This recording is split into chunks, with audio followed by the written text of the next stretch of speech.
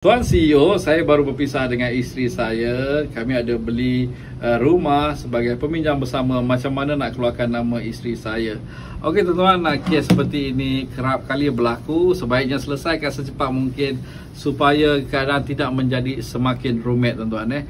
Dan tuan-tuan, sebagai peminjam bersama, anda perlu untuk membuat pinjaman semula atas rumah itu untuk mengeluarkan nama bekas pasangan anda itu tuan-tuan. Dan tuan-tuan, untuk anda membuat pinjaman itu, anda perlulah ada income yang layak untuk anda mengambil 50% lagi bahagian dalam rumah tersebut. Mungkin sebelum ini anda membuat pinjaman bersama kerana income anda tidak cukup untuk membeli 100% rumah itu. Anda terpaksa untuk combine dua nama. Tetapi tuan-tuan, sekarang ini sekiranya income anda sudah bertambah, mungkin anda sudah layak untuk ambil alih 100% pinjaman rumah tersebut. Apapun, dapatkan khidmat nasihat profesional MyLoan, pergi ke profil kami, dapatkan laporan pelapor kredit anda dan dapatkan konsultasi kewangan berdasarkan laporan pelapor kredit anda. Hanya RM50 saja khidmat nasihat dan